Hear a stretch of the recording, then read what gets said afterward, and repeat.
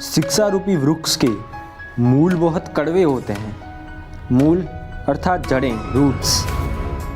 शिक्षा रूपी वृक्ष के मूल बहुत कड़वे होते हैं, पर उसका फल बहुत ही मीठा होता है। पता है, यह लाइन एरिस्टोटल ने लिखी है।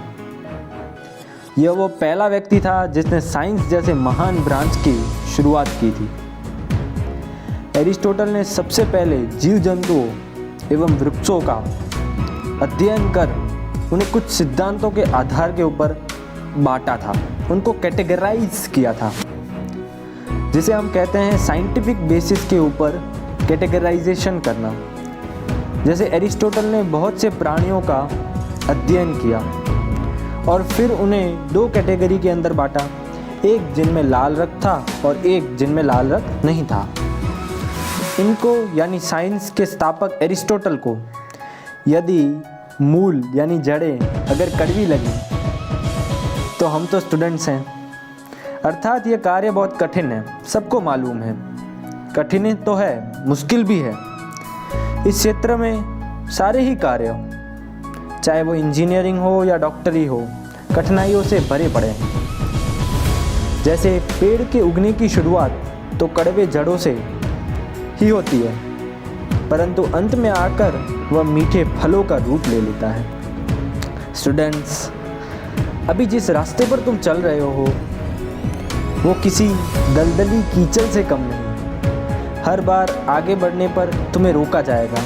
कई बार तो तुम स्वयं को ही आगे बढ़ने के लिए मना नहीं पाओगे। बेशक ये रास्ता depression, tension, headache, heart topic जैसे भूतों से भरा है, परंतु अंत बड़ा इसका निराला है। यदि इस फल को चखना चाहते हो तो पढ़ाई करते रहो, मेहनत करते रहो, आगे बढ़ते रहो। मुश्किल है पर असंभव नहीं। कई पीड़ाएं आएंगी, उन्हें भुलाकर परिश्रम के रास्ते पर आगे बढ़ते रहो। हर दिन तुम्हें इतना पढ़ना है कि तुम खुद से संतुष्ट हो जाओ। सेटिस्फैक्शन पॉइंट तक पहुंचने की कोशिश करो। सेटिस्फैक्शन की फीलिंग को हर दिन पढ़ाई के बाद रात सोने से पहले लेना सीखो। कई लोग बोलते हैं 10 घंटे पढ़ो, 12 घंटे पढ़ो। क्या ये सही बात है? असलियत में ये गलत बात है। तब तक पढ़ो जब तक आपका सेटिस्फैक्शन पॉइंट अचीव ना हो।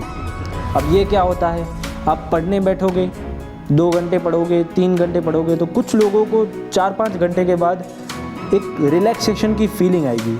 जो माइंड है, ब्रेन है, वो कुछ हार्मोन्स रिलीज़ करेगा और आपको अंदर से अच्छा लगने लगेगा। आपको दूसरों से बातें करने की इच्छा होगी।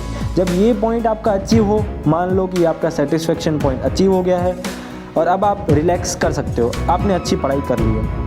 अब ऐसा नहीं होगा कि किसी को अगर 3 घंटे में सेटिस्फैक्शन पॉइंट अचीव हो रहा है तो वो रोज़ 3 घंटे ही पढ़े। नहीं, आपको अगर कुछ दिनों तक सेटिस्फैक्शन पॉइंट 2-3 घंटे में अचीव हो रहा है, कोई बात नहीं, लेकिन जैसे जैसे आप पढ़ते जाओगे तो धीरे धीरे ये सेटिस्फैक्शन पॉइंट दूर चला जाता है। अर्थात आपको और ज़्यादा पढ़ना पड़ेगा उस सेटिस्फैक्शन पॉइंट को अचीव करने के लिए। ये एक्चुअली सिगरेट के समान है। मैं यहाँ पे गलत शब्द का प्रयोग कर रहा हूँ, लेकिन हाँ, ये सिगरेट के समान है।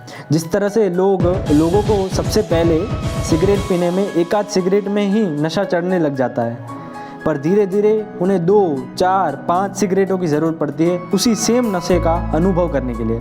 पढ़ाई भी एक नशे की तरह ही है, पर यह सिगरेट की तरह आसान नहीं है। ये दलदली कीचड़ों से भरी, मुश्किल से भरी, बहुत ही कठिनाई वाला रास्ता है।